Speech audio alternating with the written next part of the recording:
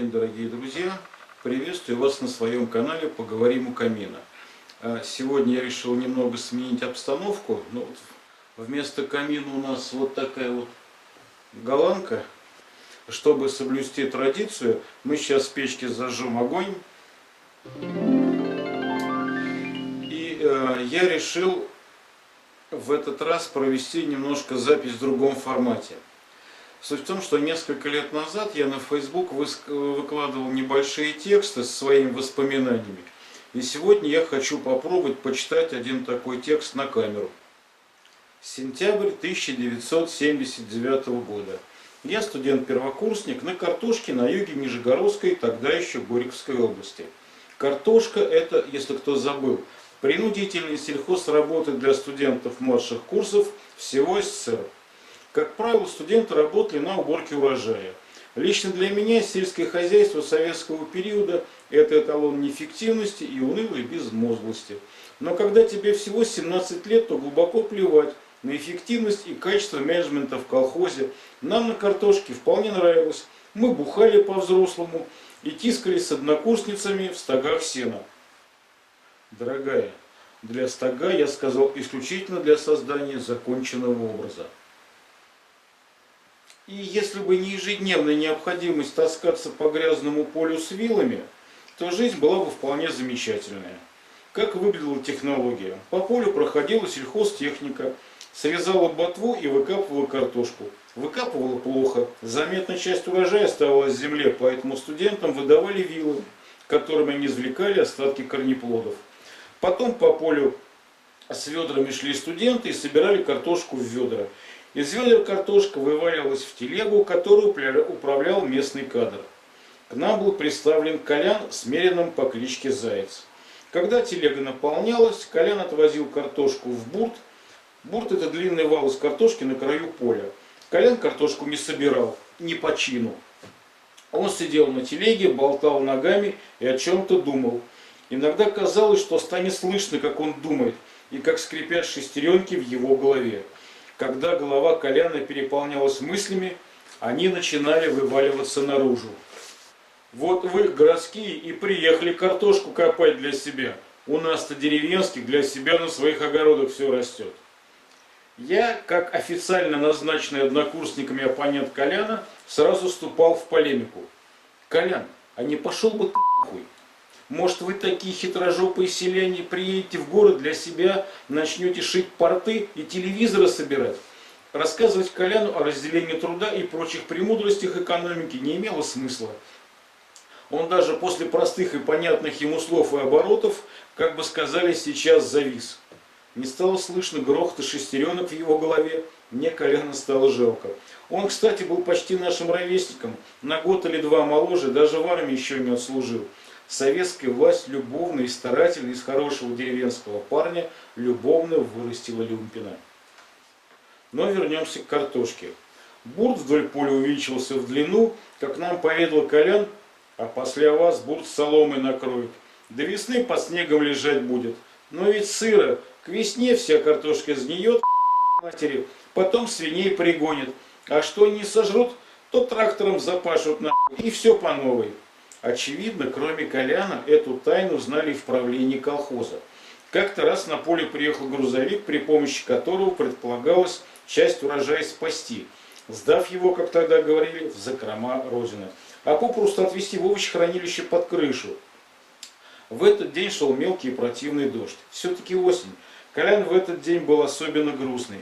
Посмотрел он на грузовик, потом поднял глаза к небу и изрек: не возьмут они картошку в хранилище, нахуй им сырая нужна. Мы тем временем бодро грузили ведрами картошку в грузовик. Загрузили, машина уехала, мы пошли обедать. После обеда вернулись на поле. Грузовик стоял около бурта. Задний борт был откинут. Сырая картошка оставалась в кузове, приняв форму плотного брикета. Ни один корнеплод не выпал из кузова. Колян сидел в телеге и криво ухмылялся. Бригадир дал команду: выгружайте. И с озабоченным видом уехал в правление колхоза. Мы выгрузили, точнее, отковыряли картошку из кузова. Потом вернулся, точнее вернулась, это была женщина-бригадир. Бодро подошла к грузовику и, обращаясь к нам, сказала: «Загружайте зад, в другое хранилище повезем, вдруг возьмут». Мы осторожно поинтересовались: «А вы с ними хотя бы созвонились?» Ответа не получили. Повисла тягостная тишина. Дождь барабанил по грузовику, по ведрам, по Мерину с кличкой Заяц. Вдруг послышался совет от Коляна: «А пошлите вы ее нахуй». Посылать не стали, просто молча побрели с поля по домам сушиться. Хочется сказать пару слов про Коляна. Вопреки сложившимся стереотипам о селянах, Колян не пил. Вообще не пил и даже не курил. Он сделал себе перед домом турник и регулярно на нем занимался. Еще около турника лежали две гири по 24 килограмма, с которыми он довольно сноровисто управлялся. Для Коляна крепкое здоровье и хорошая спортивная форма были абсолютными ценностями. При этом рядом не было ни фока, ни стадиона, даже спортзала не было в деревенской школе. И лично мне Колян гораздо симпатичнее, чем современные сутулые субъекты в узких брючках, которые судорожно прижимают тонкой ручонкой планшет к своему тщедушному тельцу, как дамскую тумочку. А в другой руке у них какая-то дымящаяся херня, которая называется, по-моему, вайпер. Но хорошие спортивные формы и здоровый образ жизни были не единственными достоинствами Коляна. Был у него еще один талант – лингвистический, но обо всем по порядку. Упомянутый выше Мерин Заяц имел совершенно невозмутимый характер. Это было следствием его статуса. Как известно, Мерины имеют более покладистый характер, чем жеребцы. На глупости не отвлекается, хотя мне непонятно, зачем из перспективного жеребца-производителя сделали Мерина. Но председатель колхоза принял решение, а ветеринар сделал свое черное дело.